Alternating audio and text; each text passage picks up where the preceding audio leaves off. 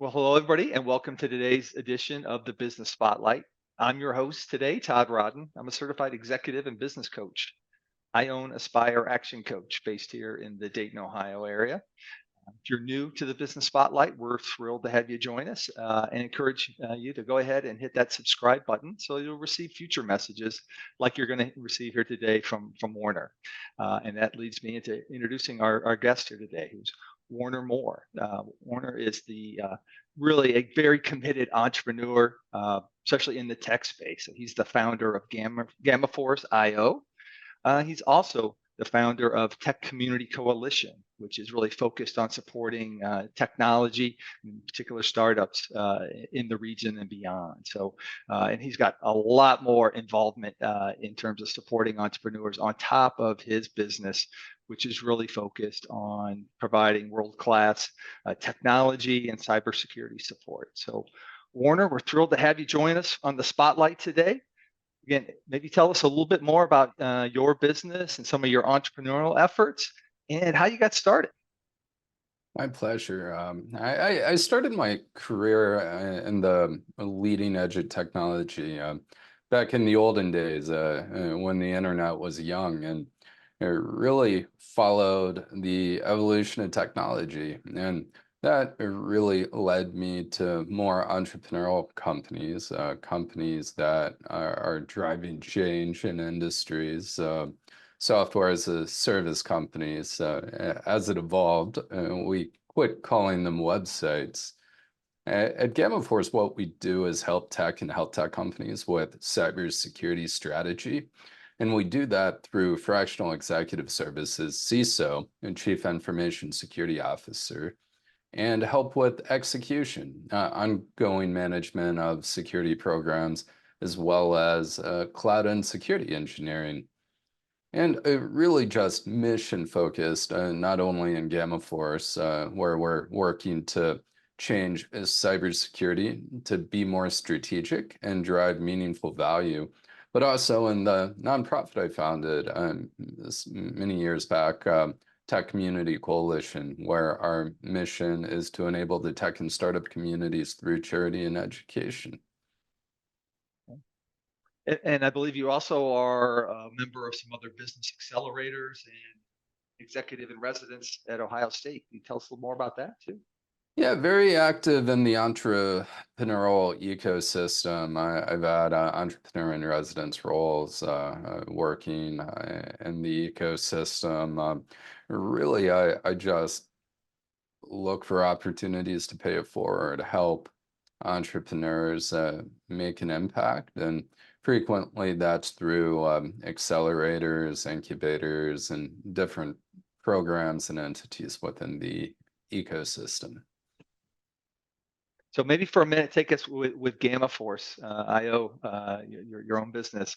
Talk us through like who would be an ideal client for you. So if we've got somebody watching this episode that they understand, hey, that maybe they should pick up the phone and call you. Well, thanks for asking, Todd.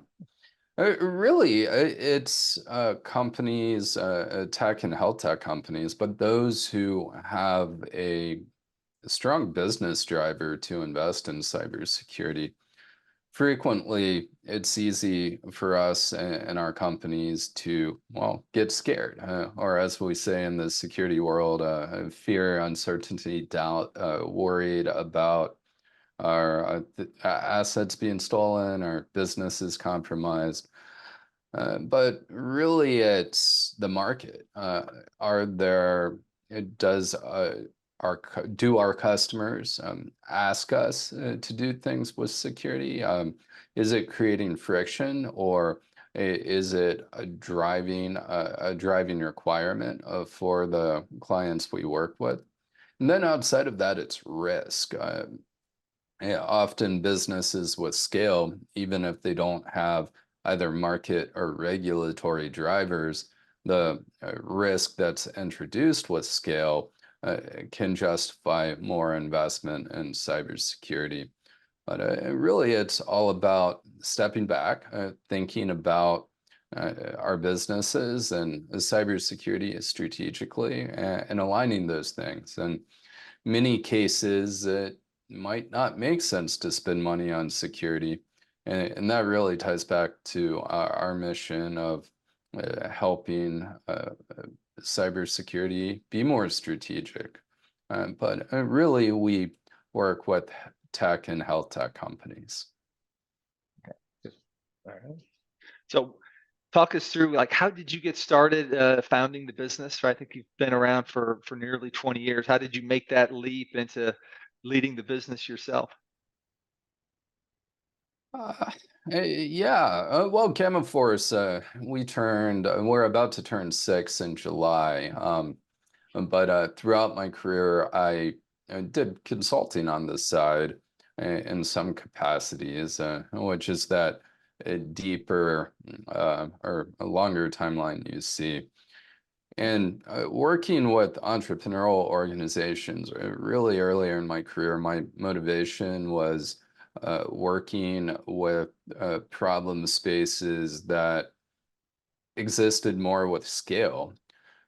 So founding a company often seemed like an opportunity cost relative to what I wanted to do. I had little interest in starting a more tactical service offering, be it IT managed service provider or a value-added reseller, which were obvious businesses to me at the time to start.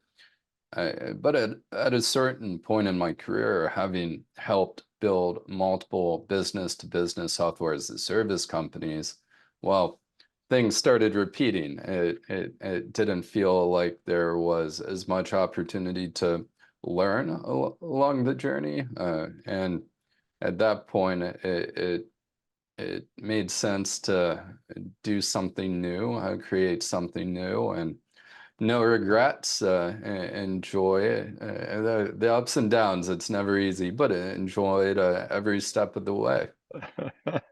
Always the entrepreneurial journey, lots of ups and downs and twists and turns. So, roughly 6 years in, what have been some of your keys to growth? In particular, how do you market and attract new customers? Well, our mindset and approach is very relationship based, giving value, making an impact, having conversations like we're having today. And it's been a learning exercise for me, having a technology and cybersecurity background. I might have had insight into sales as a buyer, an executive in a company, or just observations from participation in the profession and different aspects of the tech and security markets. And my default approach is to approach a competent, experienced professional and be like, I might have opinions, but tell me what to do. I mean, you have the experience and know what to do better than I do. And in the sales and marketing space, that ended up wasting a lot of time and money. So really, our strategy has been to double down, focusing on building relationships and providing value, and well, giving always wins in the end, and that's our mindset. So as you look back on that journey, already talked about twists and turns and some ups and downs. What's been the biggest roadblock that you had to overcome, and how did you go about that, and what did you learn?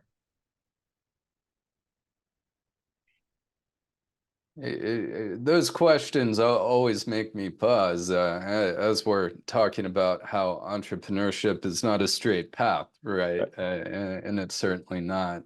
So the problem of today was not the problem of yesterday, nor will it be tomorrow. Uh, Really,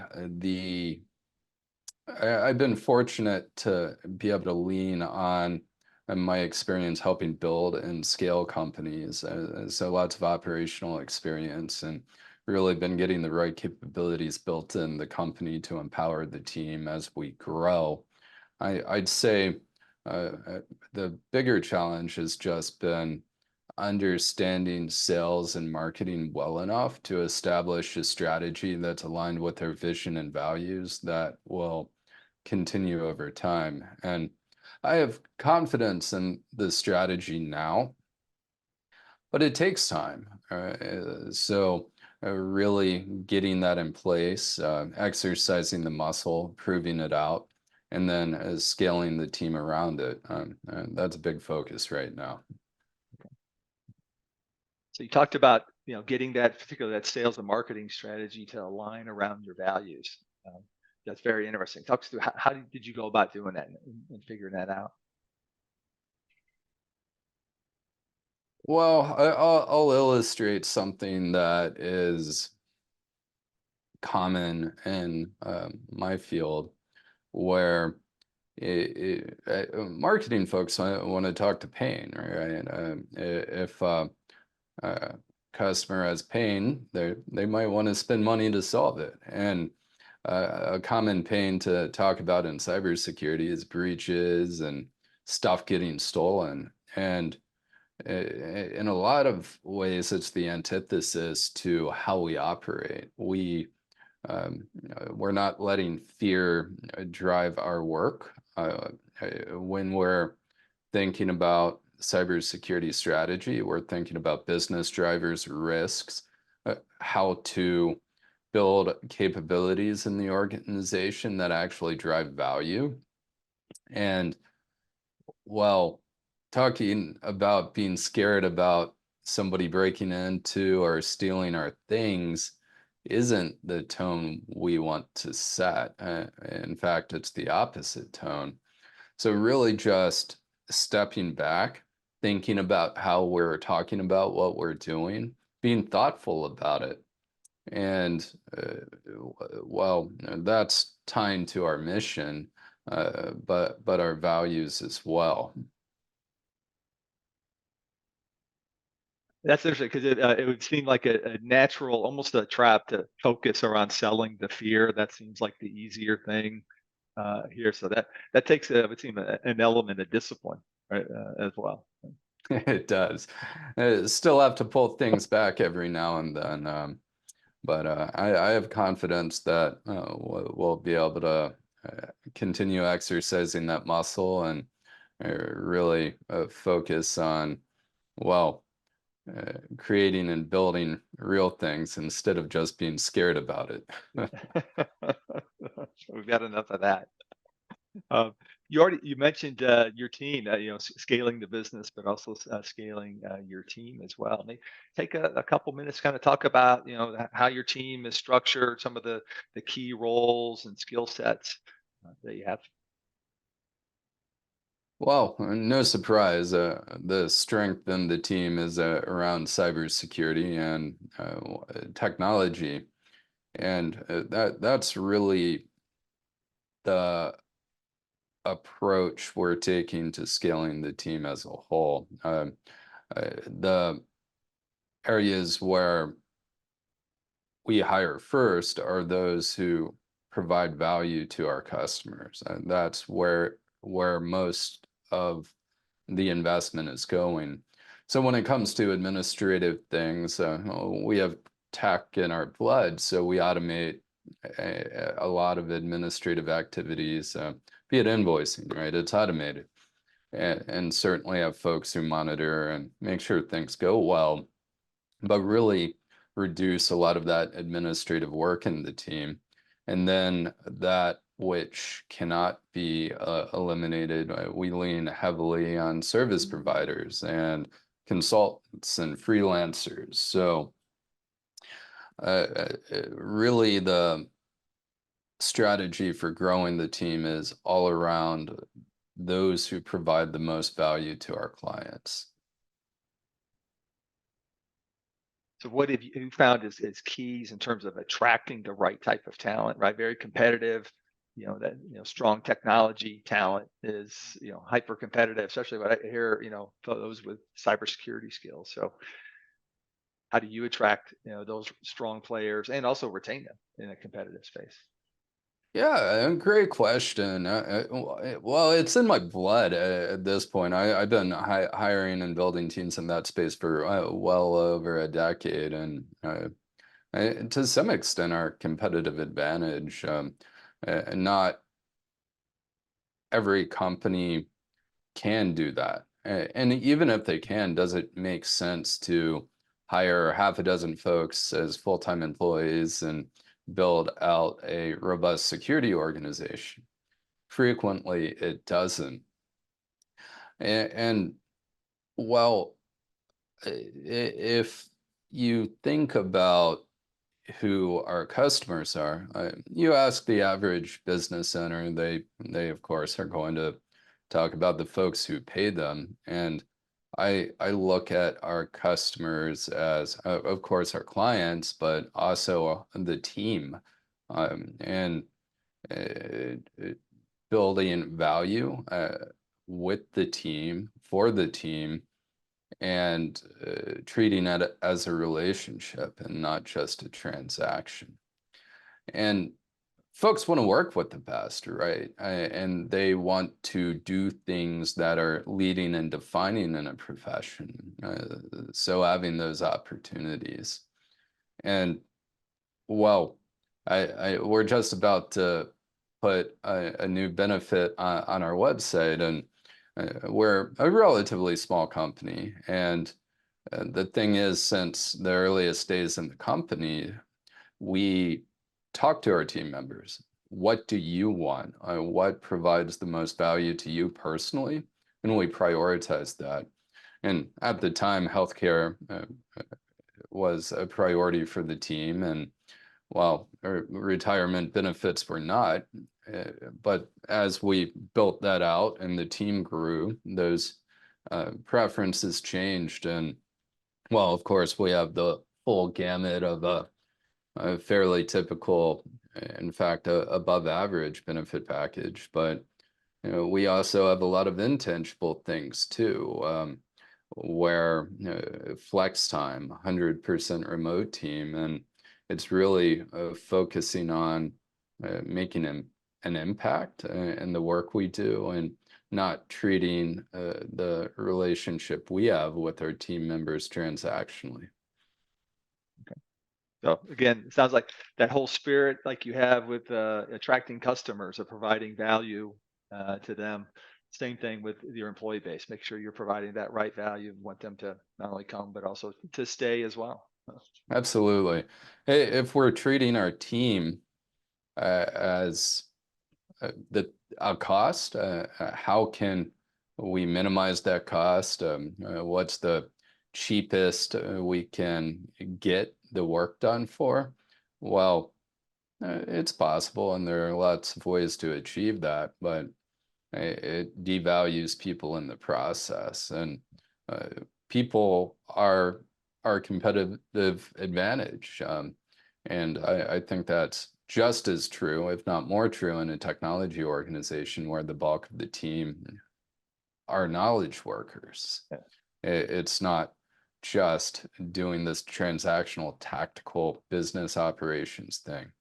In fact, many of those things can be automated or solved with tools. So how do we take care of the folks we work with? And I think that's super important. So as you're looking forward, what's the biggest challenge ahead of you right now?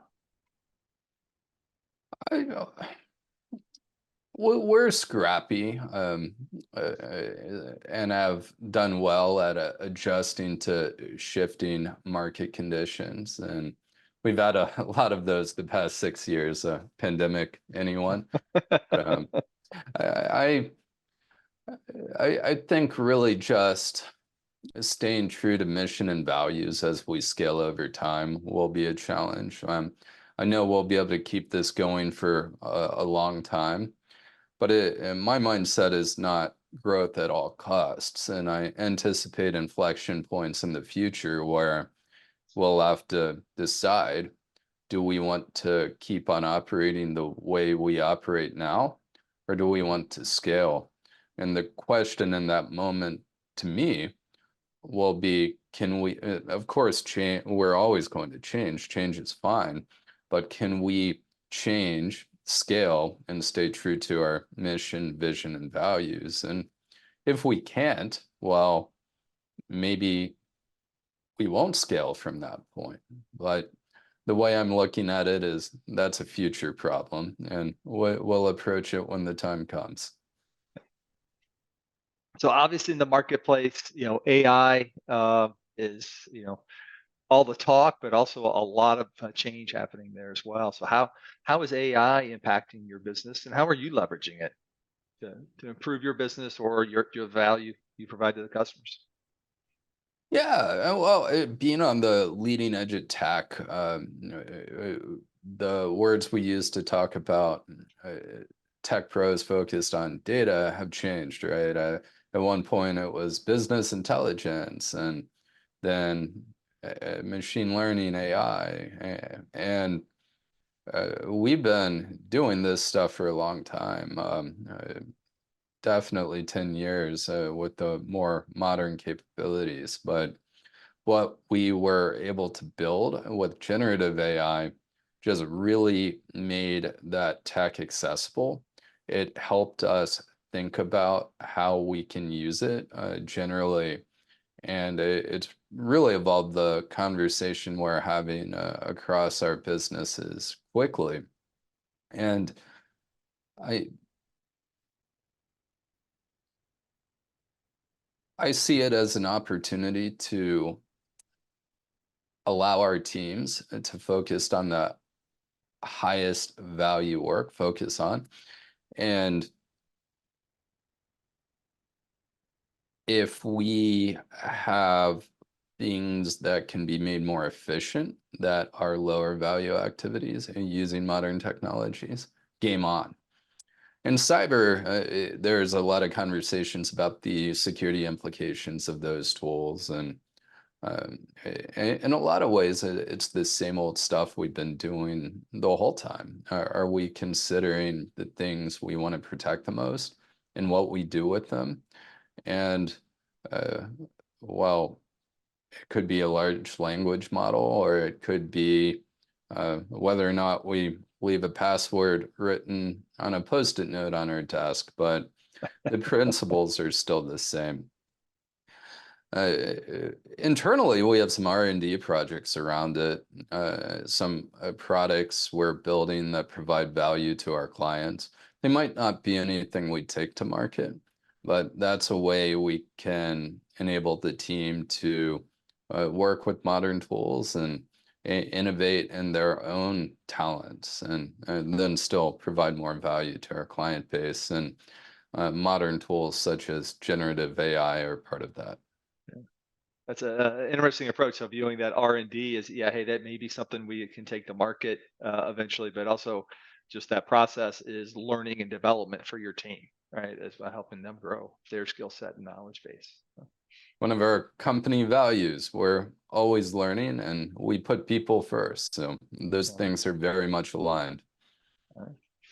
So again, looking forward, what's your longer term vision? You look 3, 5 years down the road. What's your dream for GammaForce? Well, I'll come back to the mission. I think there's a lot of opportunity for cybersecurity to be strategic and drive value. And that's not always aligned to the default narrative in the profession. But I have confidence we can do that. So if we're scaling and all stakeholders are benefiting as part of that, and we're working to change the profession and change the field, and again, providing value along the way, I think that's winning. I look at it as entrepreneurship. I look at it as a journey and not a destination. So Warner, we have a lot of folks checking in on these videos, many of which are fairly new in their journey as a business leader, business owner. So knowing what you know now, what advice would you give to them? What do you wish you knew back then that you know now? I work with and speak to a lot of early stage founders, and I think it's really easy to get caught on the idea. And while many of us have a lot of experience or knowledge in an area, and we might have a problem or an itch we want to scratch, but really, is it a problem in the market, where folks are spending money to solve it? That's the market, right? So whose problem are we solving? Is it a real problem? And will they pay for it? And if we want to start a nonprofit, or if we want to build a thing for the sake of building it, game on. I understand and appreciate that. But be real about it. And if the goal is to build a business, ground in those things and build the business. If we focus on our problems or our expertise, we'll miss the part that the business is all about. Okay, good. Very, very sound advice. So thank you for sharing that. So before we hit our last question today, what's the best way for folks who want to learn more to follow you, to see the growth with GammaForce? Always happy to chat with folks. I'm available on LinkedIn, of course. Feel free to reach out and do mention this conversation, so I know to accept. And of course, you can reach out via email at hello@gammaforce.io as well. All right. So encourage folks to follow and to connect with Warner. So as we go to wrap here today, Warner, what inspires you today? Well, one of our company values is live life every day. And again, a journey, not a destination. So I take inspiration from the world at large, the folks I'm around.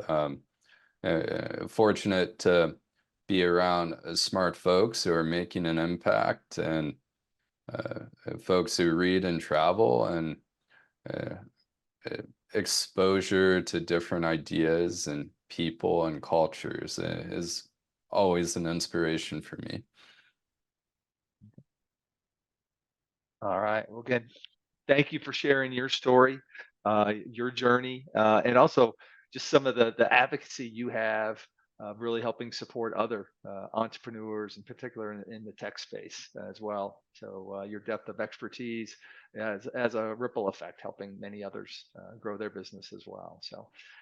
So thank you, Warner, for sharing your story. And again, also to our viewers today, we're glad that you joined us for this episode on the Business Spotlight. And again, encourage you to hit the like button on this episode. And also, again, reminder, if you haven't already done so, go ahead and hit subscribe so you'll receive future messages from other business leaders and inspiring entrepreneurs like you heard from Warner today. So again, thank you all, and hope you all have a terrific day. Thank you, Todd. Pleasure.